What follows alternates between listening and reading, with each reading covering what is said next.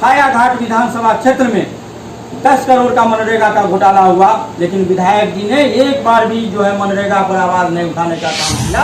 Commission से मतलब है, बाद बाकी उनको जनता से कोई मतलब नहीं है। 2-4 चमचे हैं जो उनका जो है बस खाली प्लेट उठाने का काम करते हैं। विधायक जी ने सिर्फ उसका दुरुपयोग किया, अपना निजी 11 एकड़ का प्रॉपर्टी अर्जित कर लिया। यह भी तो भ्रष्टाचार है। कई ऐसे वर्कर हैं जो यदि भ्रष्टाचार का विरोध किया तो उन पर झूठा मुकदमा करने का काम किया। हायाघाट में हो आपकी लड़ाई साफ तौर पे भ्रष्टाचार के खिलाफ है या अमरनाथ गांधी जी के खिलाफ? जी नहीं, मेरी लड़ाई आपने देखा होगा 25 वर्षों के रिकॉर्ड में मैंने सीबीआई का रेड करवाया, बैंक मैनेजर को जेल भिजवाया।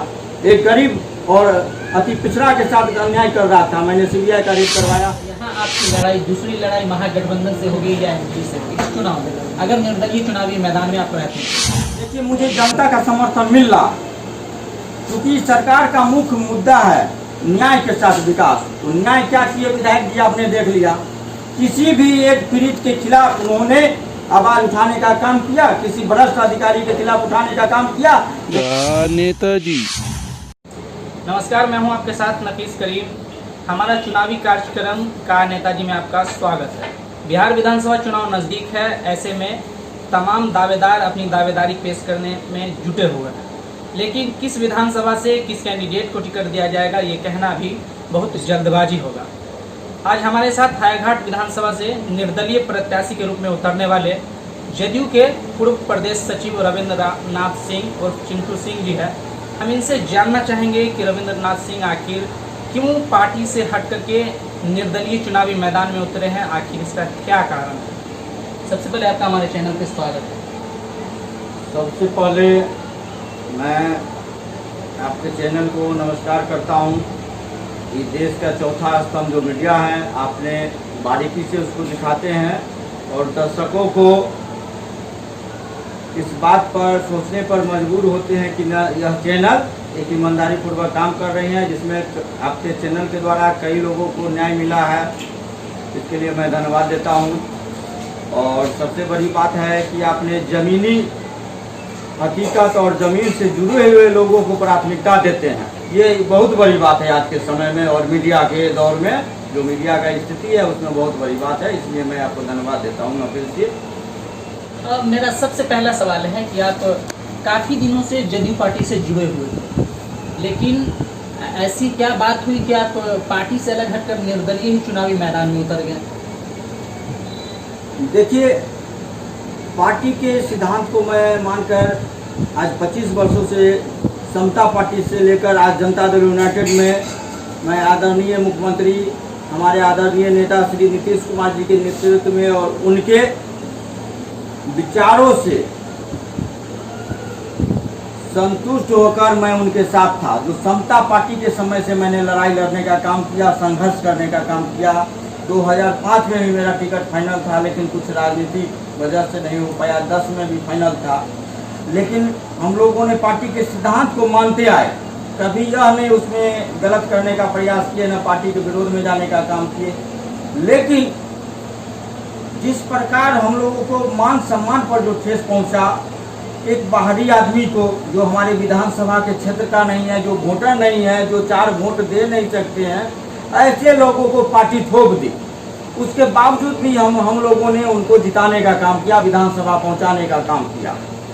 लेकिन वो माननीय विधायक जो अमरनाथ गांधी जो माननीय कहते हैं, उनके द्वारा देखा होगा आपने फेसबुक पर किस प्रकार एक सम्मानित लोग जो 25 वर्षों से न्याय के साथ विकास के लिए जो अपना कर्तव्य पर आए, जो पार्टी के गाइडलाइन पर चलते आए, उनके साथ जो है अभद्र व्यवहार, अभद्र भाषा का प्रयोग किए। जो यह कभी भी मैं ये बर्दाश्त नहीं करूंगा, चाहे इसके लिए मुझे मुख्यमंत्री जी के विरोध में जाना पड़ेगा, चाहे पार्टी लाइन से ऊपर उठ के हमको जाना पड़ेगा तो मैं जाऊंगा।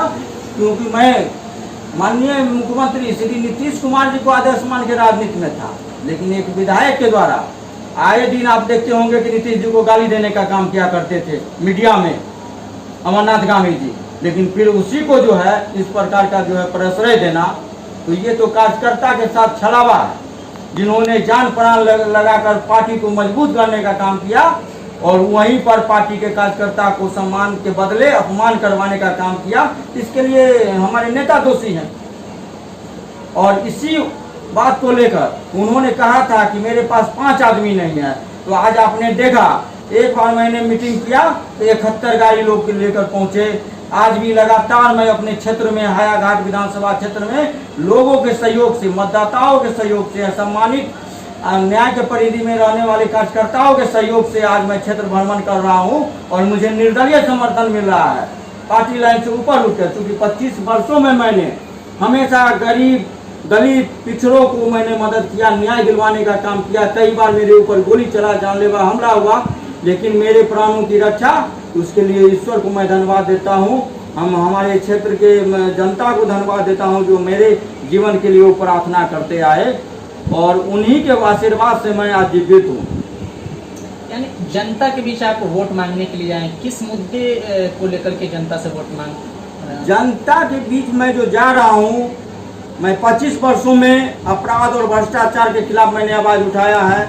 और आज जो भी सरकार बनती है, यदि हमारी नीतीश कुमार जी का सरकार बना है तो वह लालू जी के विरोध में बना है सरकार। लेकिन यह देखने को मिल रहा है, जिस तरह आपने देखा एक विधायक जी ने एक सीट को उसका दुरुपयोग किया, अपना निजी 11 एकड़ का प्रॉपर्टी अर्जित कर लिया। यह भी तो भ्रष्टाचार है। तो पार्टी क्यों नहीं इस पर संज्ञान लेकर कार्रवाई करती है? जब भ्रष्टाचार में जब सिर्फ क्या विपक्षी के लिए ही है, सत्ता में बैठे विधायक पर क्यों नहीं कार्रवाई होती? यानी आपका साफ कहना है कि जो वर्तमान विधायक है, जो जदयू विधायक है अमरनाथ गामी जी, वो विकास नहीं कर रहे हैं, वो भी भ्रष्टाचार कर रहे हैं, उसके खिलाफ आप इसलिए चुनाव लड़ रहे हैं? जी, भ्रष्टाचार कर रहे हैं और एक हम लोगों के मान सम्मान को ठेस पहुंचाने का काम किया। कई ऐसे कार्यकर्ता हैं जिन पर उन्होंने जो है गलत लांछन लगाया। कई ऐसे वर्कर हैं जो यदि भ्रष्टाचार का विरोध किया तो उन पर झूठा मुकदमा करने का काम किया। हायाघाट में हो चाहे जहां तहां कंप्लेन करने का काम किया था। एक शिक्षक पर वो कंप्लेन करते हैं। शिक्षक देश का जो है क्या कहते हैं, एक तरह से कहा जाए तो देश लेवल पर जो है शिक्षक को एक गुरु के और पिता का दर्जा दिया गया है। लेकिन एक शिक्षक के विरोध में वो आवेदन देते हैं डीएम साहब से लेकर मुख्यमंत्री तक। वहीं क्षेत्र में जो भ्रष्टाचार में लिप्त हैं उसके विरोध कभी भी उन्होंने आवाज नहीं उठाया। यानी आपकी लड़ाई साफ तौर पे भ्रष्टाचार के खिलाफ है या अमरनाथ गामी जी के खिलाफ? जी नहीं, मेरी लड़ाई आपने देखा होगा 25 वर्षों के रिकॉर्ड में मैंने सीबीआई का रेड करवाया, बैंक मैनेजर को जेल भिजवाया।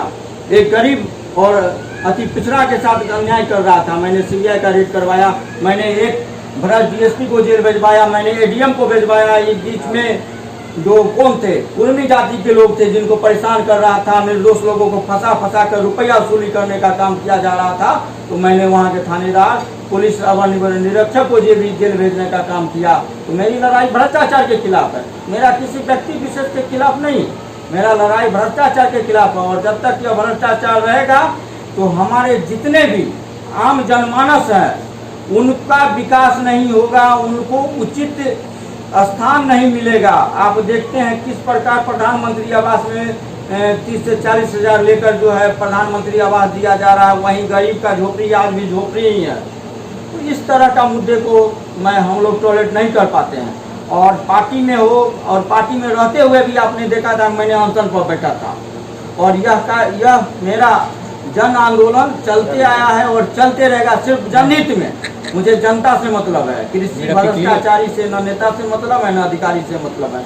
मैं सिर्फ ईमानदार अधिकारी को सम्मान करता हूँ, मैं ईमानदार पत्रकार को सम्मान करता हूँ, ईमानदार नागरिक को सम्मान करता हूँ, ईमानदार नेता को सम्मान करता हूँ।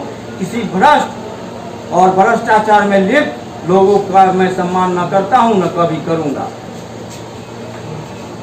तो यहाँ आपकी लड़ाई, दूसरी लड़ाई महागठबंधन से होगी या एनडीए से इस चुनाव में, अगर निर्दलीय चुनावी मैदान में आप रहते हैं तो? देखिए, मुझे जनता का समर्थन मिल रहा, क्योंकि सरकार का मुख्य मुद्दा है न्याय के साथ विकास। तो न्याय क्या किए विधायक जी आपने देख लिया, किसी भी एक पीड़ित के खिलाफ उन्होंने आवाज उठाने का काम किया, किसी भ्रष्ट अधिकारी के खिलाफ उठाने का काम किया।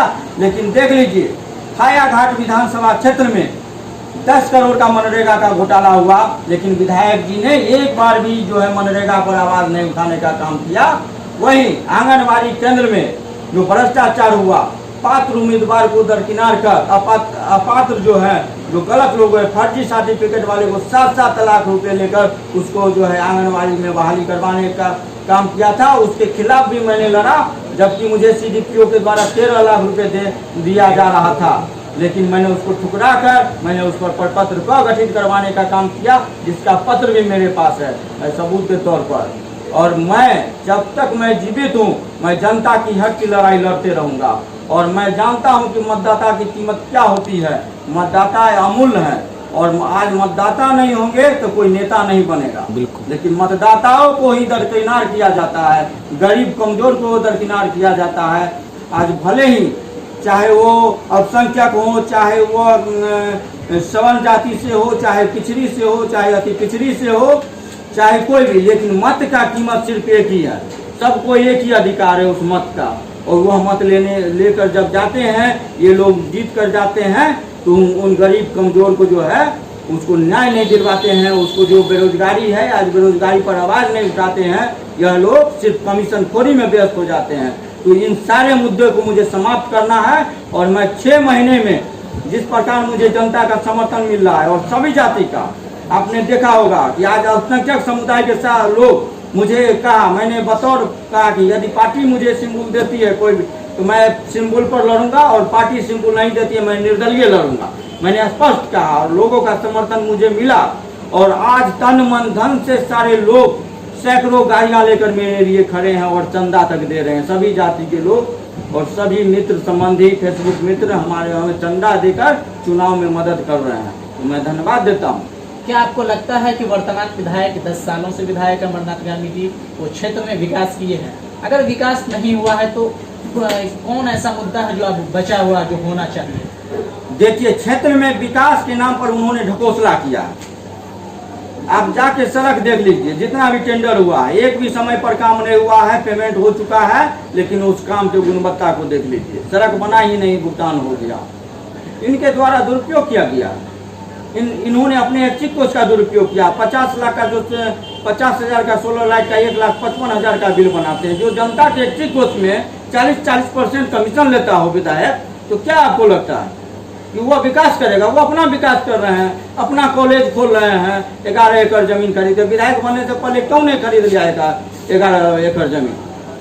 विधायक बनने के बाद सिर्फ उन्होंने कमीशन खोरी करने का काम किया, जनता का शोषण करवाने का काम किया, अफसर से मिलकर, भ्रष्ट अधिकारियों से मिलकर। यानी कि अब विकास का काम वो किए हैं या नहीं किए? विकास का काम कहीं कुछ नहीं हुआ है। मेरे पास कई ऐसे लिस्ट हैं, आप सभी सड़क देख लीजिए। उनका सिर्फ कमीशन से मतलब है, बाद बाकी उनको जनता से कोई मतलब नहीं है। 2-4 चमचे हैं जो उनका जो है बस खाली प्लेट उठाने का काम करते हैं। उनका मैंने सोशल मीडिया पर एक पोस्ट देखा था, जो उनका कहना है कि आप नेताओं पर, अधिकारियों पर दबाव बना करके रुपये की डिमांड करते हैं।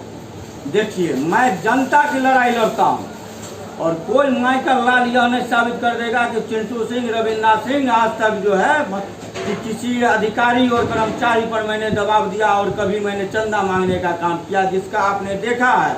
आज सोशल मीडिया उनका भी देख लीजिए, जितने भी प्रत्याशी रहे हुए हैं उनका देख लीजिए, और मैं एक सामाजिक कार्यकर्ता हूँ, मेरा भी देख लीजिए। लोग मुझे सोशल मीडिया पर भी धन्यवाद देते हैं, और सारे मित्र सोशल मीडिया के माध्यम से मुझे क्या कहते हैं, वो चंदा तक देने का काम करते हैं। किसी माइकल लाल में वो ताकत नहीं है कि चिंटू सिंह को खरीद सकता है, चाहे वो विधायक हो, चाहे कोई वो भ्रष्ट अधिकारी हो। और भ्रष्ट अधिकारी और नेता हमसे इसलिए हटते हैं क्योंकि वो जानते हैं कि मैं बड़े बड़े अधिकारी से भी डायरेक्ट बात करता हूँ जनता के मुद्दे पर, चाहे वो DGP साहब हो, चाहे IG साहब हो, चाहे SP साहब हो, चाहे थानेदार हो, चाहे सिविल सर्जन हो, चाहे प्रधान सचिव किसी विभाग के हो।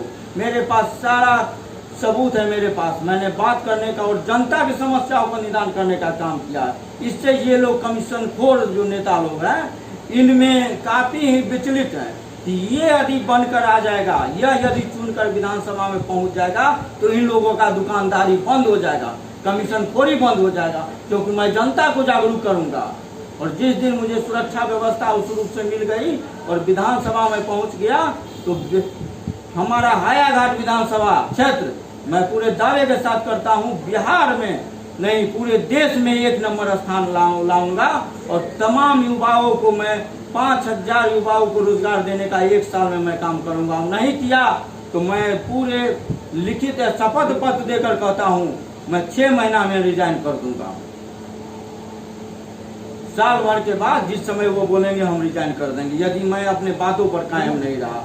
और एक भी जगह भ्रष्टाचार हुआ तो आप मुझे पूछ लेंगे, आप तो मीडिया से जुड़े हुए हैं, कहीं भी कोई कमीशन ले लिया मेरे विधानसभा क्षेत्र में तो उस दिन आप हमको बोलिएगा कि नहीं आपके क्षेत्र में कमीशन खोरी हो रहा है, उस दिन मैं रिजाइन दे दूंगा।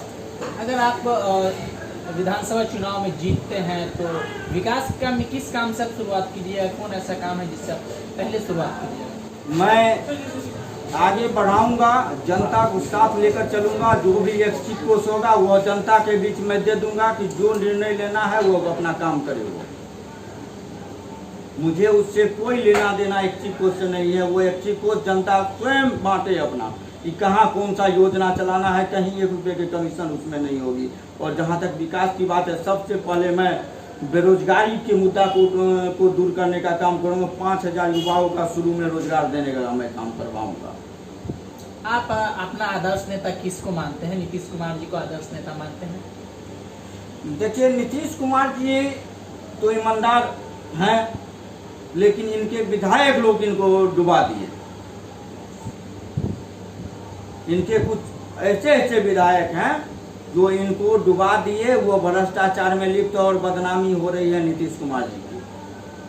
भ्रष्ट अधिकारियों को पोस्टिंग कराते हैं, ईमानदार पदाधिकारियों को सेंटिंग करवाते हैं। अब देख लीजिए, हमारे यहाँ पर दरभंगा में श्री छतनील सिंह जी थे, ईमानदार पुलिस उप महानिरीक्षक थे। विकास वैभव साहब थे जो एक ईमानदार IPS थे और उनको ATS में डाल दिया गया। जबकि क्षेत्र की जनताओं की डिमांड है कि ऐसे अधिकारियों को क्षेत्र में दिया जाना चाहिए, क्योंकि ये लोग नेताओं की बात पर नहीं चलते हैं। ये लोग जनता के मनोभावना पर को कद्र करते हैं। और यहाँ तो नेताओं को तो चमचे किस्म का चाहिए, अधिकारी उनको सैल्यूट करें। तो सैल्यूट करने वाले अधिकारी उनको चाहिए, ईमानदार अधिकारी नहीं चाहिए। मेरे जैसे लोगों और कार्यकर्ताओं को वहाँ जरूरत नहीं है, क्योंकि कुछ लोग बरगलाने का काम करते हैं। और जिस दिन आपने देखा होगा भ्रष्टाचार के विरुद्ध में यह सरकार बनी थी, लालू जी का चारा चोर कहकर उन्होंने सरकार बनाया। और कोई मुद्दा नहीं है, सिर्फ भ्रष्टाचार के विरोध में इनका सरकार बना। यानी नीतीश कुमार जी ईमानदार छवि के हैं, वो भ्रष्टाचार के खिलाफ है, इसलिए आप उनको अपना आदर्श नेता मानते हैं? जी। भविष्य में कभी पार्टी से फिर जुड़ने का मौका मिला या नीतीश कुमार जी आपको बुलाएंगे तो क्या आप जदयू पार्टी में फिर से जाएंगे? देखिए, हम अभी फिलहाल निर्दलीय तैयारी कर रहे हैं और मुझे जनता के लिए चुनाव जीतना है। उनके लिए, उनके मान सम्मान के लिए, मतदाताओं के उनके अधिकार को यह दिखाने के लिए मुझे वो किसी भी दल से मैं चुनाव लड़ सकता हूँ। यह नहीं कह सकता हूँ कि मैं जदयू से ही चुनाव लड़ सकता हूँ। जदयू यदि सिंबल नहीं देती है तो मैं चुनाव लड़ूंगा, चाहे वो विपक्षी पार्टी से हो, नहीं तो मेरा तो निर्दलीय तैयारी चल रहा है। और मुझे पूरा विश्वास है कि मैं निर्दलीय चुनाव जीत कर आऊंगा। कभी मेरे पास जाति और भेदभाव नहीं रहा है। कभी भी मैंने तोड़ फोड़ का राजनीति नहीं किया। मैंने सिर्फ जो मेरे पास आए उनको मैंने मदद करने का काम किया। मैंने अपराधियों के खिलाफ लड़ने का काम किया। मैंने भ्रष्टाचारियों के खिलाफ लड़ने का काम किया, चाहे वो दरोगा हो, चाहे वो DSP हो, चाहे वो SP हो, चाहे ADM हो। भ्रष्ट अधिकारी हो जो भ्रष्टाचार में लिप्त है, जिन्होंने जनता को प्रताड़ित करने का काम किया, मैं उसके खिलाफ लड़ाई लड़ने का काम किया। और मैं राजनीति नहीं किया हूँ कभी। राजनीति में नेताओं को अक्सर मैंने देखा है कि जनता को, पब्लिक को आगे खड़ा करके पीछे से रहते हैं। जो बोली चलेगी तो वह पब्लिक मारा जाएगा और नेता विधानसभा पहुंच जाएगा कि मैं था आपका आंदोलन में। मैं वो नेता नहीं हूँ, मैं आगे रहता हूँ। मेरे पास जो जनता आता है मैं उसको पीछे कर देता हूँ कि आप मेरे पीछे, पहला गोली मैं खाऊंगा, पहला केस मैं झेलूंगा, आप पर जो अन्याय हुआ है उसका लड़ाई मैं करूंगा, उसका लिखित मैं देता हूं। आज हमारे बीच बैठे हुए हैं सहनी जी, देख सकते हैं उनकी लड़ाई मैं लड़ रहा हूँ। आज कई लोगों का लड़ाई मैंने लड़ा।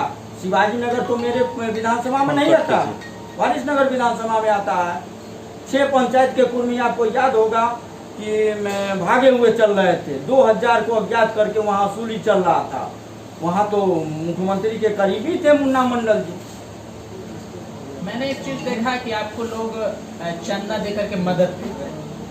ये मेरे ईमानदारी और 25 वर्षों का मैंने जो ईमानदारी पूर्वक काम किया उसका देन है।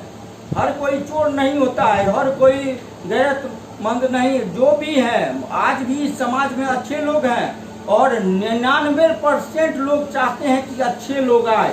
राजनीति में हो, समाज सेवा में हो, चाहे किसी भी कर्म क्षेत्र में हो, सभी लोग चाहते हैं कि अच्छे लोग, और अच्छे लोगों का समर्थन मुझे मिल रहा है और चंदा भी दिया जा रहा है।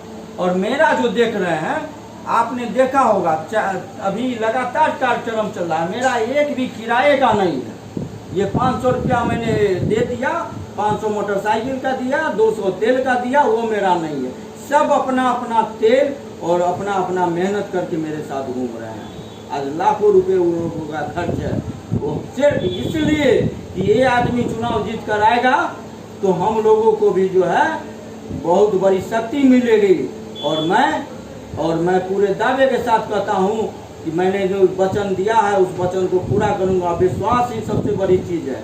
आज जनता का विश्वास की वजह से मैं आज खड़ा हूँ और मेरा आत्मबल मजबूत है, कभी टूटेगा नहीं, क्योंकि चोर लोग मेरे पीछे पड़े हुए हैं, भ्रष्ट लोग पीछे पड़े हुए हैं और मैं डरने वाला नहीं हूँ। चाहे वो विधायक हो, चाहे वो मंत्री हो, चाहे वो भ्रष्ट अधिकारी हो, मैं उनसे डरने वाला नहीं। भगवान ने जिंदगी दिया है तो मौत भी भगवान ही देगा। 3 बार मेरे ऊपर जानलेवा हमला हुआ, आप देख रहे हैं, यहाँ पर लगा, यहाँ पर है, पैर में है, कई बार हुआ मेरे ऊपर। यही भ्रष्ट लोगों ने, भ्रष्टाचारियों ने मेरे ऊपर अटेम्प्ट करवाने का काम किया, अपराधियों को साठगांठ करके। लेकिन मैं आज भी अपने दायित्व पर अडिग हूँ और मैं जानता हूँ कि मैं जनता ही सबसे बड़ी चीज़ है और जनता आज नहीं रहेगा। आज जनता मुझे सम्मान दे रही है। आज सैकड़ों मोटरसाइकिल, आज 300 मोटरसाइकिल लेके ये लोग पहुँचे। आप सोच सकते हैं 300 गाड़ी में कितना खर्च होगा। यदि 2-2 लीटर भी तेल जला तो 600 लीटर। तो इसलिए मैं तमाम उन जनताओं को भी मैं प्रणाम करता हूं जो मेरा साथ दे रहे हैं। और आज भी ईमानदारी में वो ताकत है, ईमानदारी में वो ताकत नहीं रहते तो यहाँ भ्रष्ट लोग अंग्रेजी हुकूमत पैदा कर देते। अंग्रेजी हुकूमत जब हुआ है तो कहीं न कहीं कोई भगत सिंह, चंद्रशेखर आजाद जन्म लिया है। तो हम लोग चंद्रशेखर आजाद जी को, भगत सिंह के अपना आदर्श मानते हैं। उनके एकदम हम न्याय के साथ हैं। भ्रष्टाचारियों के खिलाफ आंख से आंख मिलाकर उसके खिलाफ लड़ेंगे हम। कभी मैं पैर पीछे नहीं करूंगा और जनता की लड़ाई मैं लड़ूंगा और लड़ते आया हूँ, लड़ता रहूंगा। बहुत बहुत